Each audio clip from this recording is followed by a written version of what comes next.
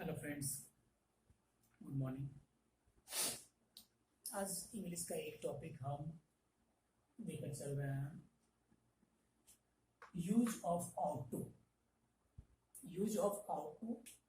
Out to है क्या? Out to एक तरह के आउट टू एक वर्ब है, ठीक है ना। कौन सा वर्ब है? आउट टू मॉडल वर्ब है। मॉडल वर्ब का नाम सुने होंगे। आउट टू मॉडल वर्ब है, जिसको हिंदी में हम नैतिकता कहते हैं। आउट टू क्या है, हमको पढ़ना है यूज ऑफ आउट टू, ठीक है।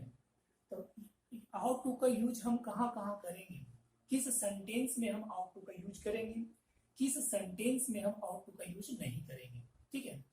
किस सेंटेंस में आउट टू का यूज करेंगे और किस सेंटेंस में आउट टू का यूज नहीं करेंगे। तो आउट टू एक प्रकार का वर्ब है, ठीक है, जिसे हम मॉडल वर्ब कहते हैं। मॉडल वर्ब में जैसे कि आ जाता है और सिर्फ वर्ब है, कैन हो गया, विल हो गया, शैल हो गया, कुड हो गया, वुड हो गया, डेयर टू हो गया, आउट टू हो गया और यूज टू हो गया, ठीक है। इसी तरह उसमें एक आउट टू भी आया उसी में मॉडल वर्ब में। तो आज हम लोग डिस्कशन करने जा रहे हैं आउट टू। पहले हम कर चुके थे यूज्ड टू का यूज, आज आउट टू का यूज कर रहे हैं, ठीक है। आज इसका आउट टू का मतलब होता है नैतिकता। तब समझिए कहाँ करेंगे आउट टू का प्रयोग। To show a moral action, जहां जिस सेंटेंस में हमें नैतिकता का, जिस सेंटेंस से मुझे नैतिकता का प्राप्त होता है, जिस सेंटेंस से मुझे यह प्राप्त होता है कि इस सेंटेंस में नैतिकता का एक्शन लिया गया है, नैतिक प्रतिक्रिया ली गई है, तो वहां पे हम आउट टू का यूज करेंगे। तो क्या लिखेंगे इसको? पॉइंट में पॉइंट बना के लिखिए एक नंबर में, to show a moral action. इसका स्ट्रक्चर क्या होगा? स्ट्रक्चर लिखना, फॉर्मेशन बोलिए, या स्ट्रक्चर क्या होगा? किसी भी सेंटेंस को बनाने के लिए उसे स्ट्रक्चर के फॉर्म में डाला जाता है, ठीक है। तो स्ट्रक्चर क्या हो जाएगा? Subject plus ought two plus V1। V1 का मतलब वो वर्ब का फर्स्ट रूप। वर्ब का 5 रूप होता है, जिसमें से वर्ब का फर्स्ट रूप यहाँ लेना है, प्लस ऑब्जेक्ट लेना है, ठीक है, प्लस ऑब्जेक्ट लेना है। अब यहाँ देखिए एग्जांपल के थ्रू देखिए, हमें गरीबों की मदद करनी चाहिए। इस सेंटेंस को गौर से देखिए। क्या इस सेंटेंस से हमें नैतिकता का ज्ञान मिलता है? नैतिक एक्टिविटी की क्रिया पता चलती है? तो कैसे नहीं पता चलती है देखिए, और कैसे पता चलती है देखिए, हमें गरीबों की मदद करनी चाहिए। तो मेरा एक नैतिक कर्तव्य, हम लोग का नैतिक कर्तव्य होता है कि समाज में गरीबों की मदद करनी चाहिए। तो यहाँ से क्लियर पता चल रहा है कि यहाँ इस सेंटेंस में नैतिक क्रियाएं उत्पन्न हो रही है। तो यहाँ पर इस फॉर्मेशन का यूज करेंगे, स्ट्रक्चर का यूज करेंगे, इस स्ट्रक्चर का यूज करेंगे। तो स्ट्रक्चर क्या है? तो सब्जेक्ट, इसमें पता करना कि हमें गरीबों की मदद करनी चाहिए। तो हमें गरीबों की मदद करनी चाहिए में सब्जेक्ट कौन है, आप लोग बता सकते हैं? यहाँ पर सब्जेक्ट है हमें, ठीक है।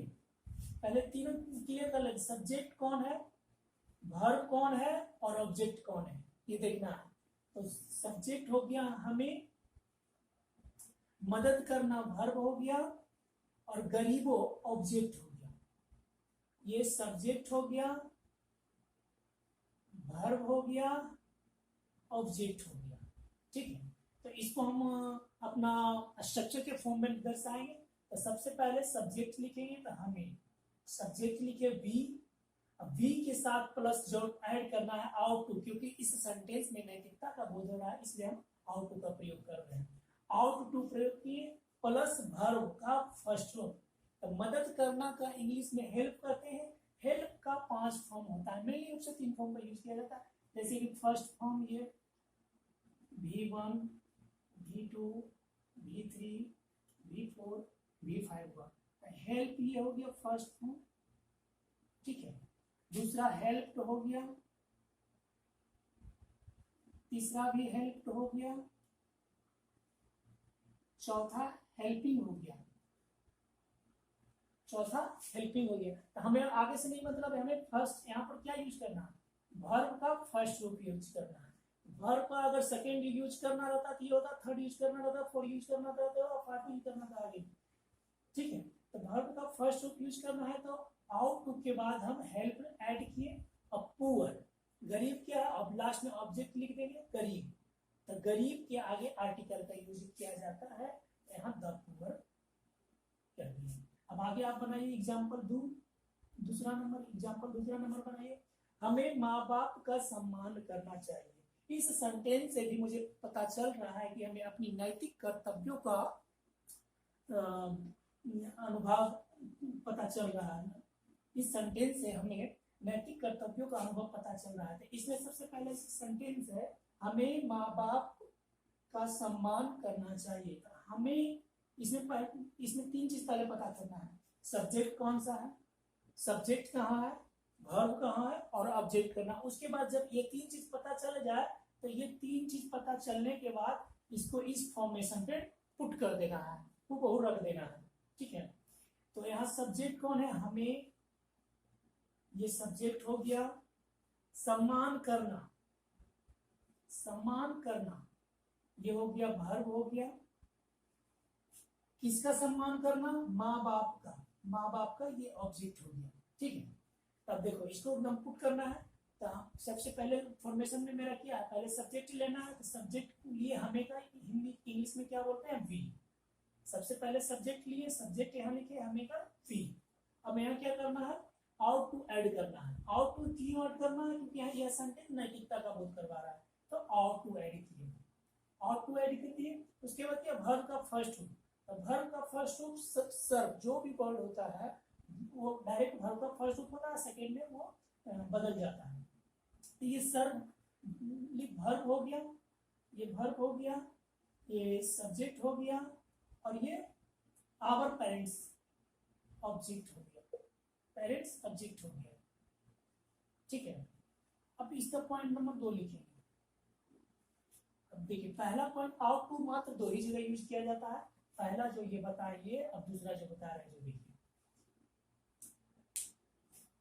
अब क्या है देखिए, सब्जेक्ट को दूसरा पॉइंट में लिखिएगा, दूसरा पॉइंट में ये एक पॉइंट क्लियर हो गया यहाँ तक आपका, एक पॉइंट क्लियर हो गया आपका यहाँ तक, इस पे हम आपको एग्जांपल प्रैक्टिस करवाएंगे। अब दूसरा पॉइंट क्या है देखिए, सब्जेक्ट को पास्ट टेंस में कोई कार्य करने का नैतिक जिम्मेदारी थी। किसी भी सब्जेक्ट को अगर पास्ट टेंस में कोई कार्य करने का नैतिक जिम्मेदारी दिया गया हो, परंतु वह उस जिम्मेदारी को ना पूरा कर अफसोस जाहिर करता हो, जिस भी सेंटेंस से यह मीनिंग निकलता है वहां पर हम इस फॉर्मेशन का यूज करेंगे। आउट टू का ही फॉर्मेशन है, वहां पर इस फॉर्मेशन का यूज करेंगे।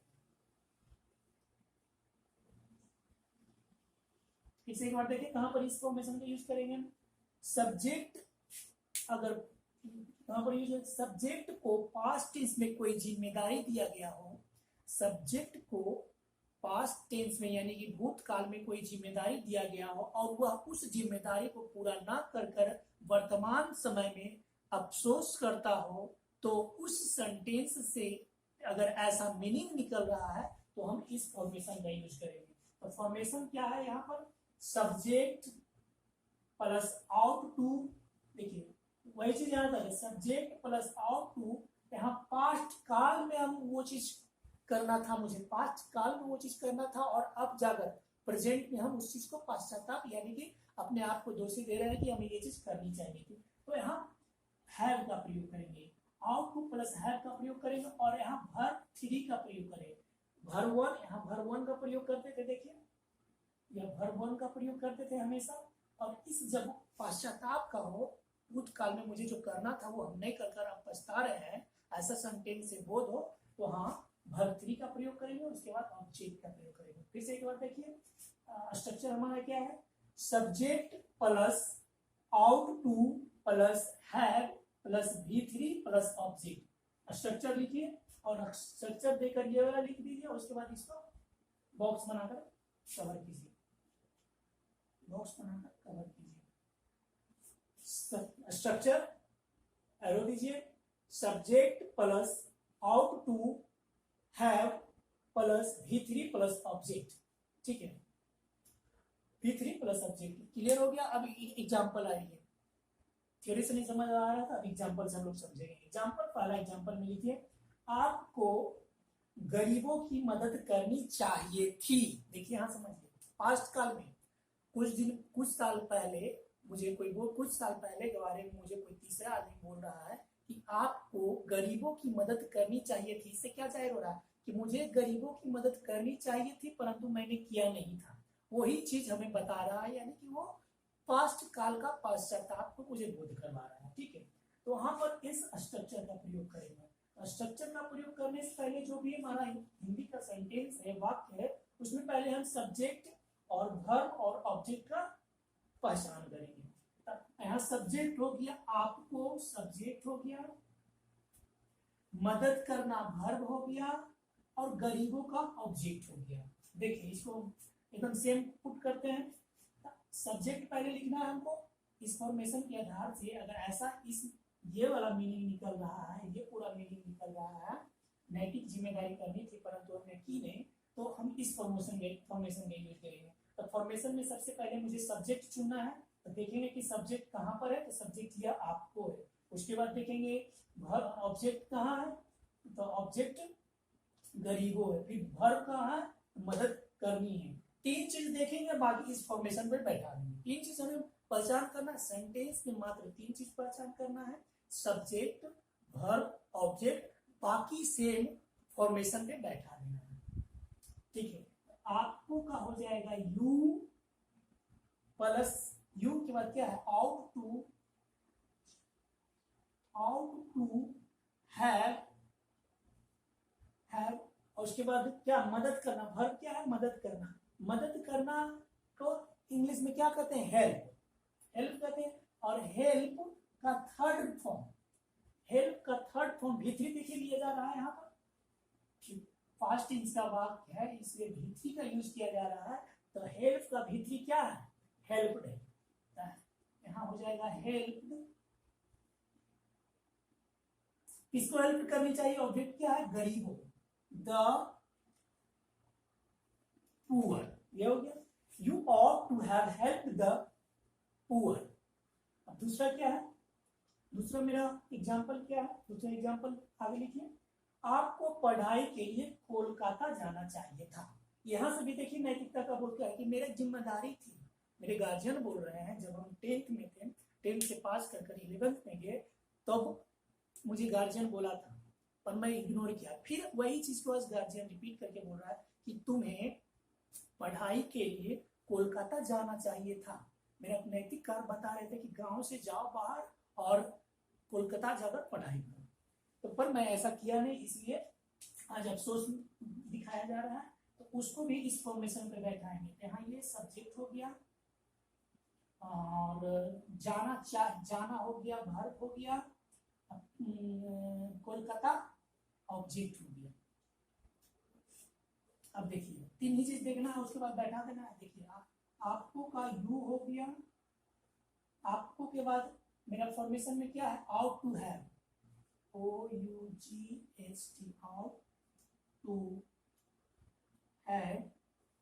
अब उसके बाद आउट टू हैव के बाद क्या, वर्ब 3 यूज करना है। किसका वर्ब क्या है, जाना। जाना को इंग्लिश में क्या कहते हैं, गो। अब गो का फर्स्ट रूप हो गया गो, सेकेंड रूप हो गया वेंट, और थर्ड रूप हो गया गोन। गो वेंट गोन, गो वेंट गोन। ठीक है, गो वेंट गोन हो गया। तो यहाँ पर तीसरा फॉर्म लेना है, तो तीसरा फॉर्म क्या है, गो का तीसरा form gone, gone, gone to Kolkata for, किसके लिए जाना चाहिए, तो स्टडी के लिए, स्टडी के लिए जाना चाहिए, स्टडी के लिए जाना चाहिए। आपको पढ़ाई के लिए कोलकाता जाना चाहिए। You ought to have gone to Kolkata for study, gone to Kolkata for study. ठीक है, यहां तक ठीक है आप लोग का।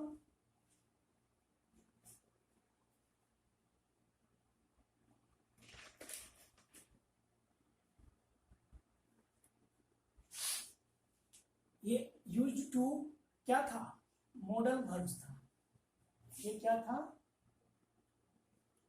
Modal verb. एक समझिए मॉडल वर्ब को ही को वर्ब ही समझिए, एक तरह का आउट एक वर्ब है। इसको आप उम्मीद करते हैं आप लोग नोट कर लिए होंगे। इस पर अब आगे में जाकर आप कुछ सेंटेंस देते हैं, उसको आपको बनाना है, बनाइए और आप बनाकर बताइए, ठीक है। चलिए आइए देखते हैं।